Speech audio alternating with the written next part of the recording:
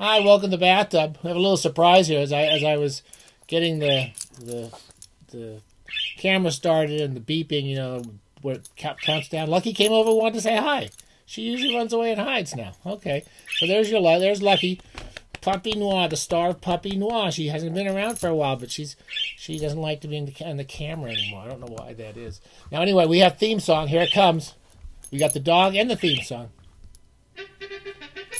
You can get down on it.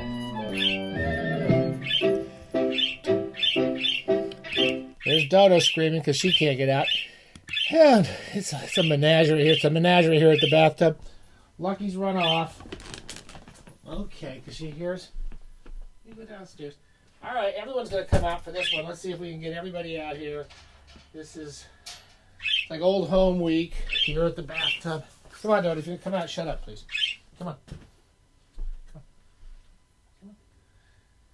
So you see this kind of orchestration that goes on around the house. We can't let Dodo out when Lucky's in the office because she's terrified of Dodo. And it's really like Lucky just came up, said hello, got the hell out of here because she could hear the bird chirping. That's sort of what we go through around this place. Anyway, if you heard the theme song, you've seen the dog, you've seen the bird. This is one of those episodes we haven't done in a long time. It's called Pointless Adventures in Literature. We here at the bathtub, we promise you they're going to be pointless, or they might be meaningless. They could be pointless and meaningless, but they're always pointless, meaningless, or both. We promise you that here at the bathtub. You can bank on it. It's going to be a pointless, rambling anecdote, and we're going to do it the best we can. Today we're going to talk about say goodbye to Christopher Priest. I did a little sort of small obituary for Locus. And if there's a link, I might put it somewhere. But I don't normally like to write obituaries.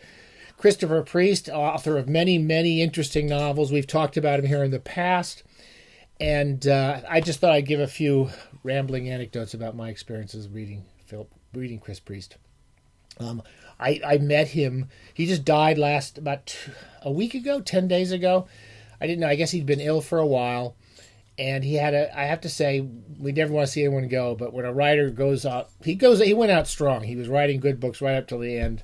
I guess that's all I could hope for, is you're still writing good books and you're not completely losing it. So he seems to have done that.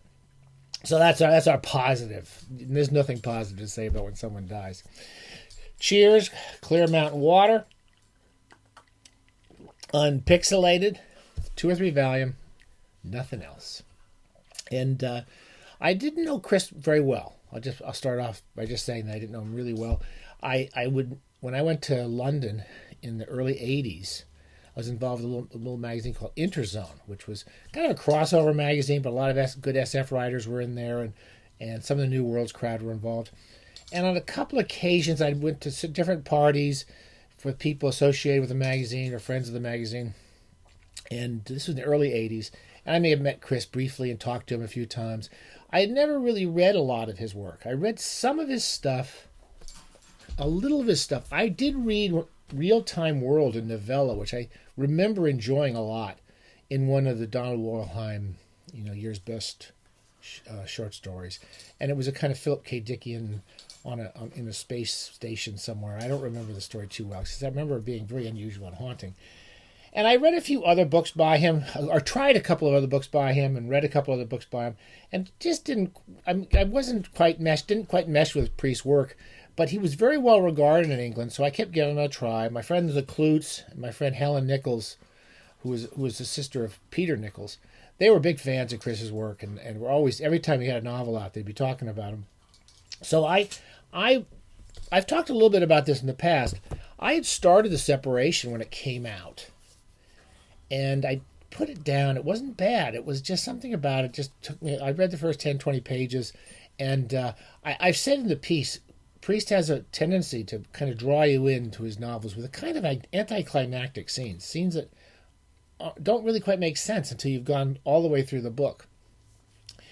And I think I put it down for that. But anyway, I gave it another chance. Sometime in 1999, 2000, when I moved into my London flat, where I was very happy.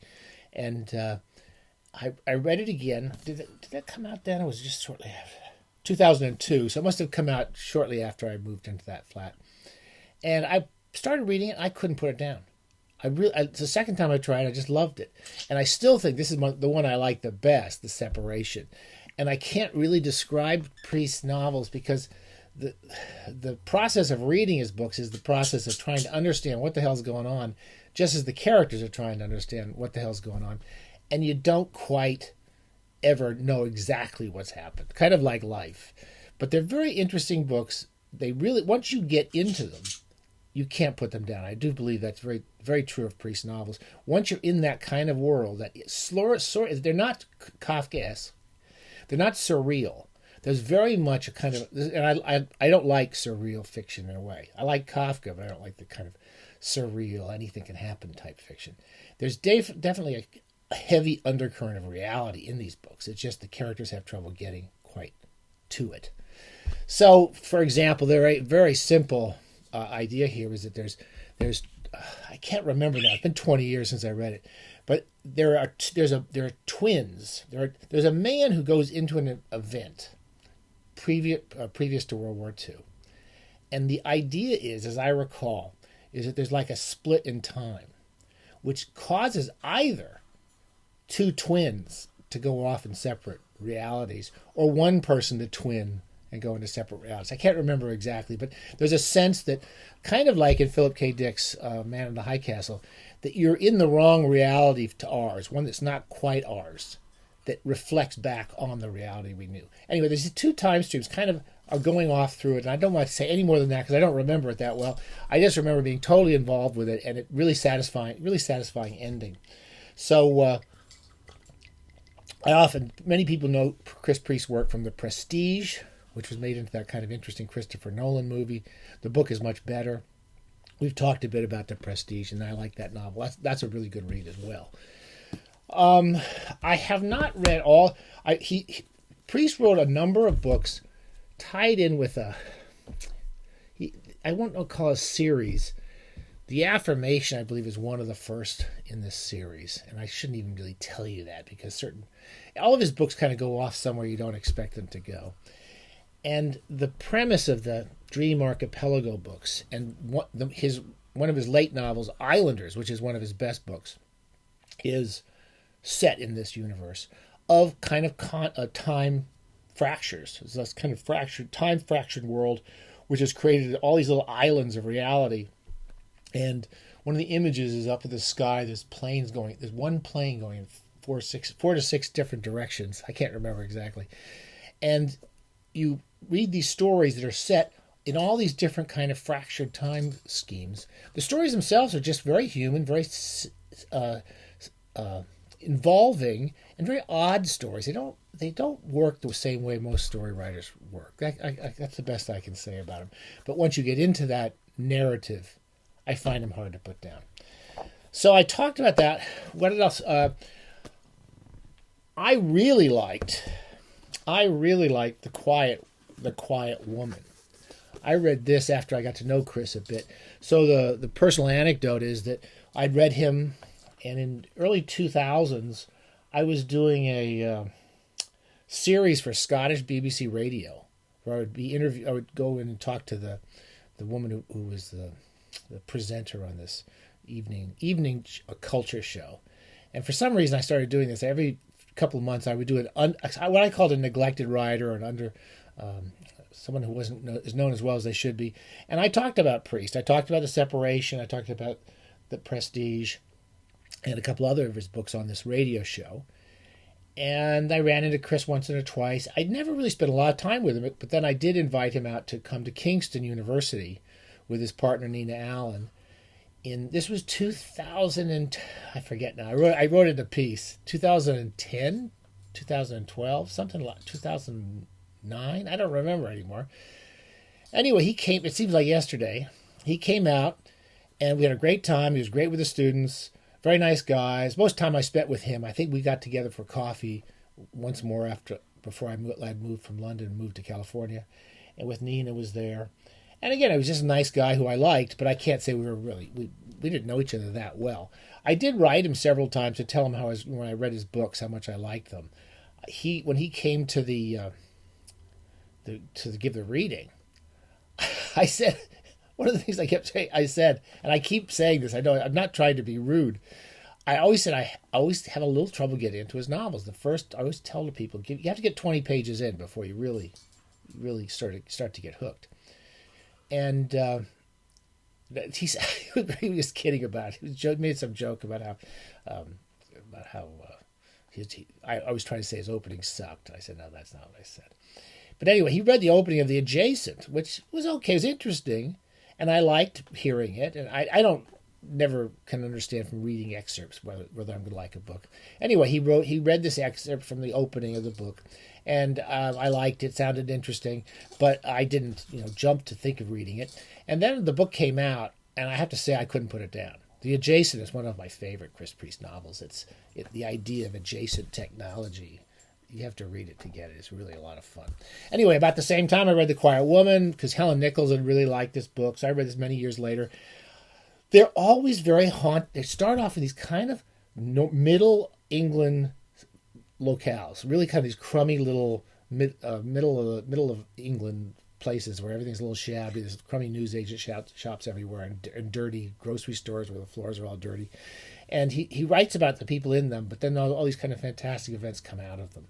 Anyway, I liked all these late books that I read, but when I heard Chris died, when somebody I like dies who was a good writer, cheers,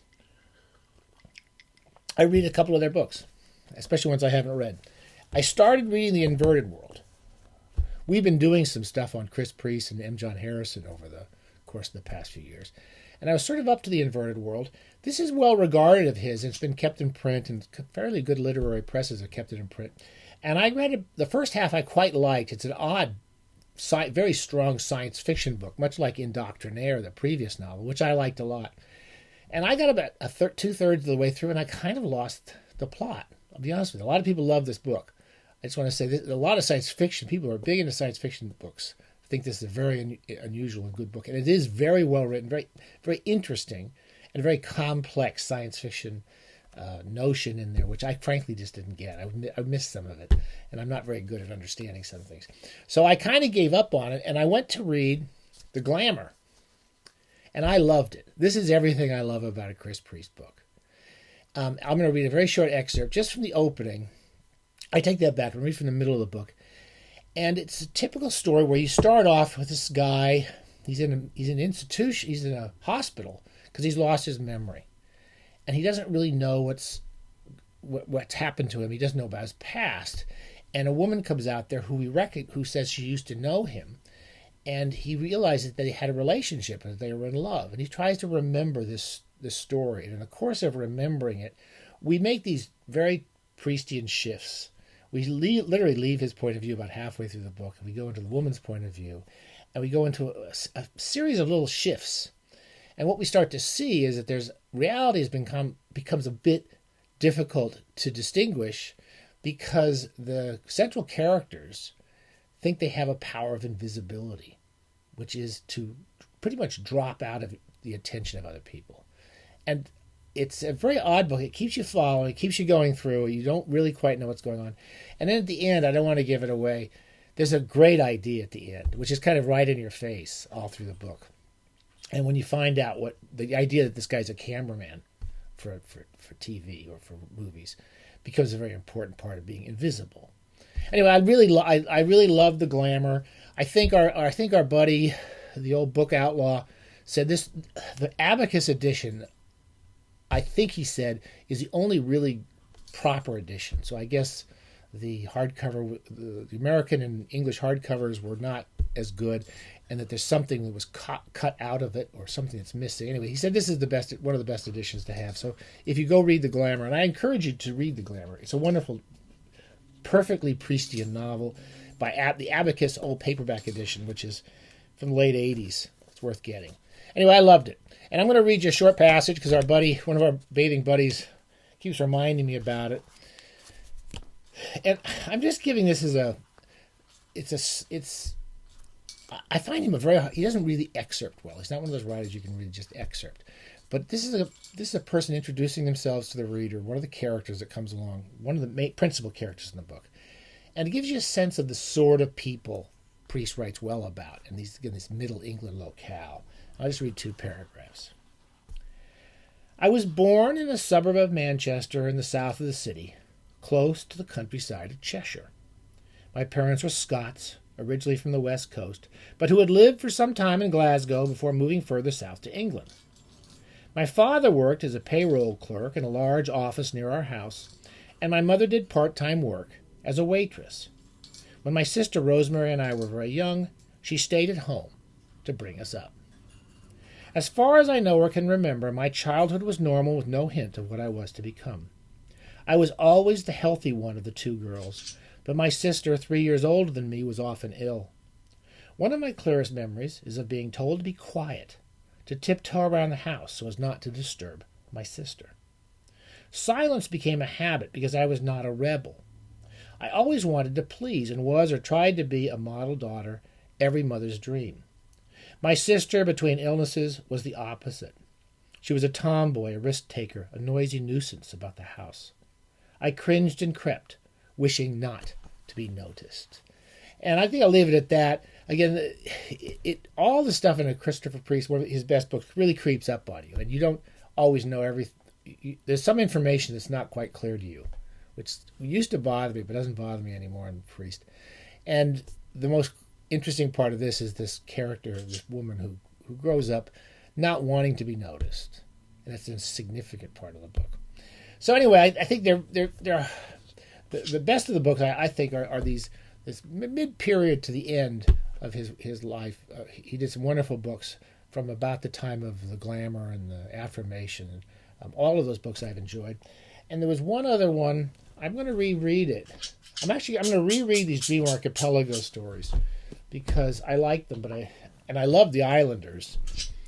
But I read this, and we talked about the extremes, which I enjoyed when I read it, but it's kind of haunting me in many ways because I think there's such an interesting conflux of ideas going on in that, and the reality that you're in is very much a Preistian reality. It's not very clear. Okay, but there's always, again, there's really a story, there's real characters. It's not surreal gobbledygook. There's a real dense, powerful sense of the world as Priest sees it in all of his books. And they're usually, all the ones I've read are great fun.